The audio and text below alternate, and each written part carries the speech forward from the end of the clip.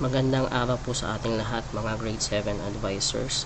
Ituturo ko po sa inyo kung paano po gumawa ng main folder ng ating klase at ang pag-save ng o paggawa ng SF10 individual soft copy ng ating estudyante. Unang-una yung main folder po. Much better po sa desktop po tayo gumawa ng ating main folder. Then right click po natin, select new, then folder. Then i-rename po natin yung folder. Depende po sa hawak nating klase. For example po, ang hawak ko po ay Darwin. So 7 Darwin. Enter. Then open po natin yung main folder. Gawa po tayo ng dalawang folder.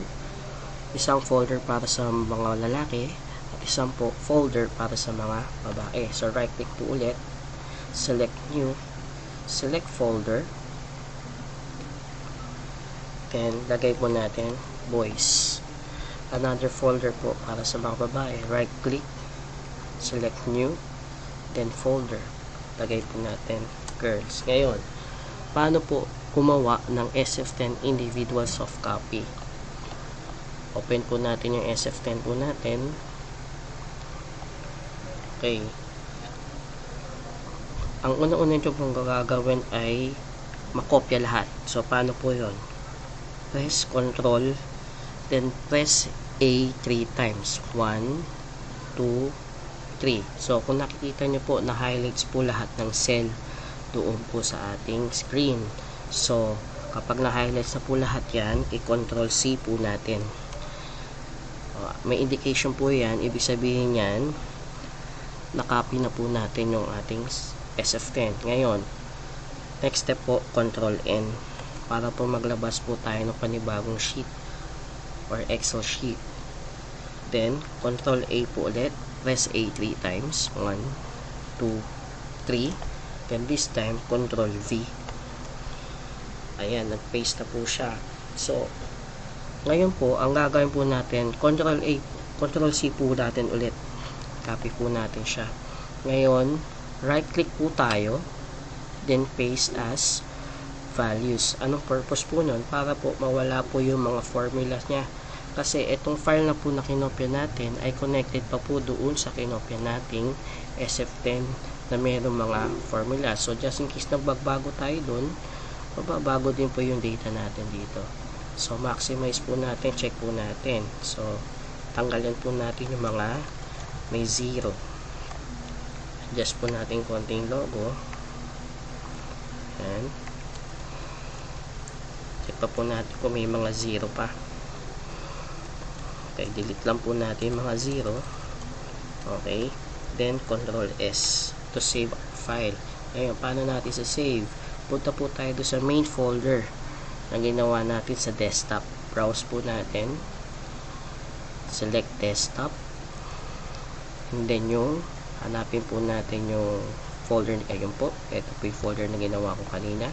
Since ito po ay lalaki, ilalagay ko sa boys. Paano po ang format ng pangalan? So surname po muna, si Aguilar underscore Sean Red underscore D, then press enter. Ayan, may SF10 individual soft copy na po ang ating mga bata. Gawin po natin ulit, close po natin ito. Okay, ito po tayo sa susunod. Okay, so Ctrl A po tayo, press A 3 times. 1, 2, 3, then Ctrl C, and then Ctrl N para magbukas ng bagong sheet.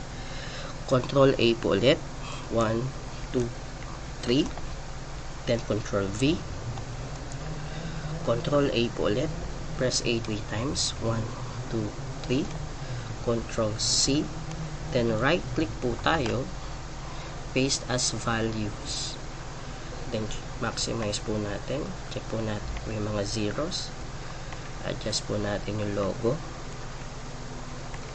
pigit ng 0.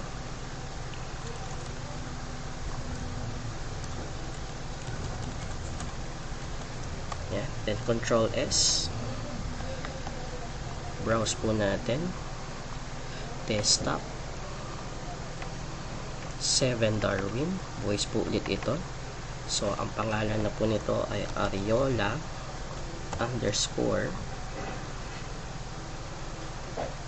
Vincent underscore N, then save.